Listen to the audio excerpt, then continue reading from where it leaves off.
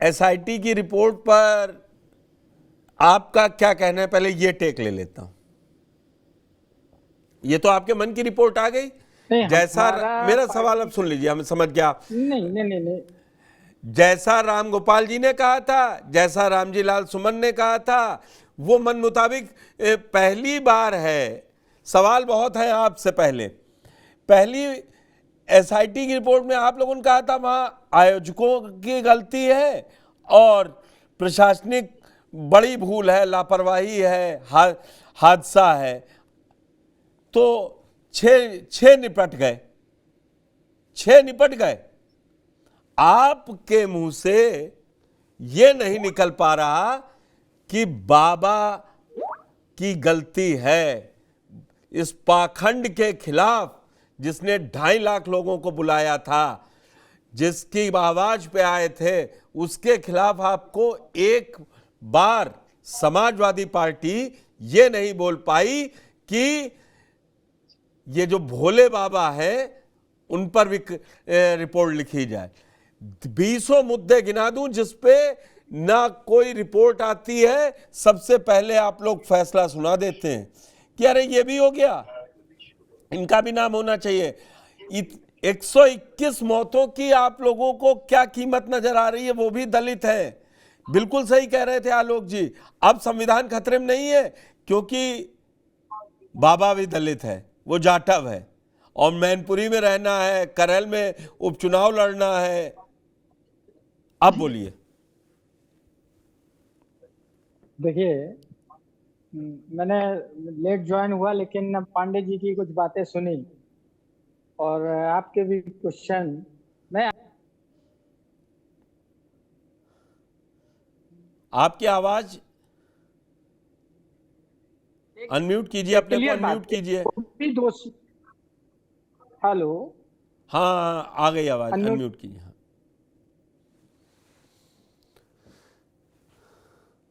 Unmute कीजिए अपने को। हेलो। भाजपा। हेलो। हाँ हाँ, आवाज हेलो। आ रही है, बोलिए। हेलो आ रहा है आपका। देखिए, हमारी पार्टी, हाँ, हमारी पार्टी का पहले से स्टैंड है कि इसमें जो भी दोषी है सभी दोषियों के खिलाफ कार्रवाई की जानी चाहिए। उसमें चाहे शासन हो, प्रशासन हो, बाबा हो, आयोजक हो, कोई भी हो, एक्स वाई जेड। अगर उनके, देखिए, कोई भी कार्यक्रम अगर किया जाता है, बाबा का ये कार्यक्रम हुआ, आयोजक कौन थे? बाबा के आयोजक थे। उसके सेवादार कौन थे? बाबा। अब 1 मिनट रुकिए। आपको आवाज आ रही है? आपके यहाँ आपका फोन आ रहा है इसलिए बात कट जा रही है, मुझे लग रहा है। चले गए। आ रही है आवाज मुझे? हेलो।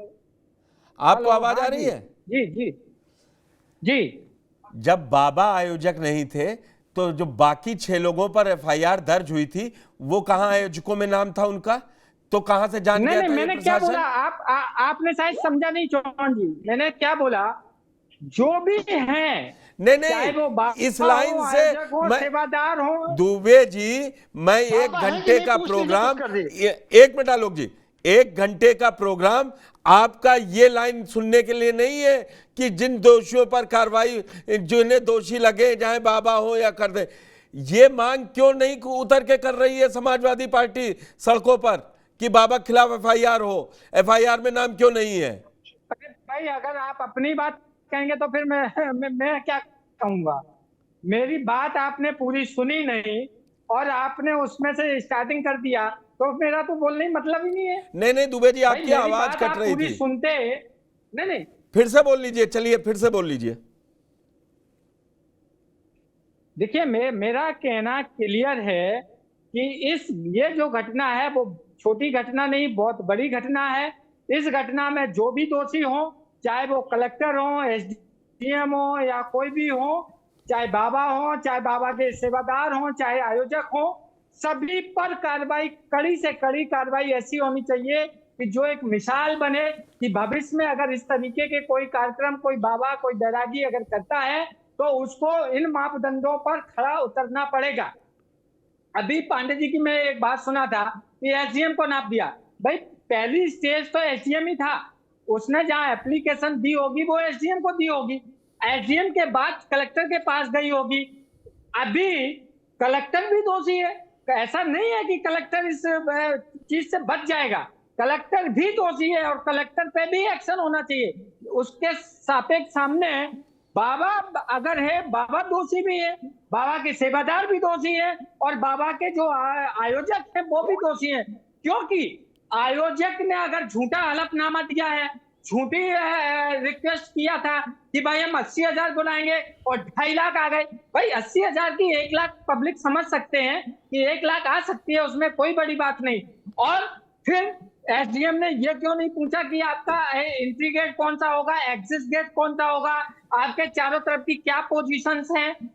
ये सारे चीज एक सवाल होता है। आप कोई कार्यक्रम, शादी का कार्यक्रम करने जाएं तो आपसे 50 क्वेश्चन पूछते हैं तंत्र, लेकिन उनसे क्यों नहीं पूछा? और अगर उनसे पूछा तो उन्होंने जवाब क्यों नहीं दिया? और जवाब नहीं दिया तो भी वो दोषी है। और अगर जवाब दिया है उसके बाद इन्होंने कुछ नहीं किया तो ये भी दोषी है। तो ये जांच का विषय है निश्चित तौर पर, लेकिन कहीं ना कहीं जो प्रथम दृष्टया हम कह सकते हैं कि इसमें दोनों पक्ष ही दोषी दिखाई दे रहे हैं। अब सरकार उन बाबा को छोड़ रही है कि ले रही है, ये तो फाइनल रिपोर्ट आने के बाद ही पता चलेगा कि इसमें कौन कौन इन्वॉल्व हुआ। ये तो फर्स्ट स्टेज पे उन्होंने 6 अधिकारियों को सस्पेंड कर दिया या इधर के 6 लोगों को अरेस्ट कर लिया। तो निश्चित तौर पर सरकार ये बचती हुई नजर आ रही है। अब इसका कारण क्या है आप लोग भी जानते हैं, सारी दुनिया जानती है कि भारतीय जनता पार्टी हमेशा कौन सा गेम खेल के अपना फायदा, चुनावी फायदा लेना चाहती है। और शायद हो सकता है कि वही चुनावी फायदा लेने के लिए इस समय कार्रवाई लंबी खींच दी जाए। तो ये भी क्योंकि निकट भविष्य में अभी 10 विधानसभा का उपचुनाव होना है, तो निश्चित तौर पर मामला जो सीधा सीधा था उसको ये सरकार जटिल बना रही है और हकीकत में जो कार्रवाई करना चाहिए वो ये कार्रवाई करने से बच रही है। अब आप बोलिए। सारी बात बोल ली, सारी बात आपने जी। अपनी कर ली ना। बीजेपी सारे फायदे उठाना चाह रही है, निकट भविष्य में उपचुनाव है, बीजेपी ये करती है, बीजेपी की सब राजनीति जानते हैं।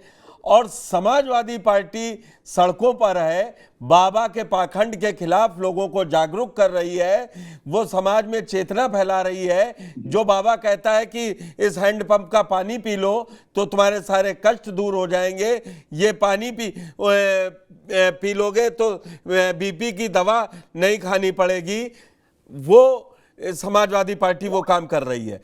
121 लोग नहीं रहे जो दलित समाज से ज्यादा थे।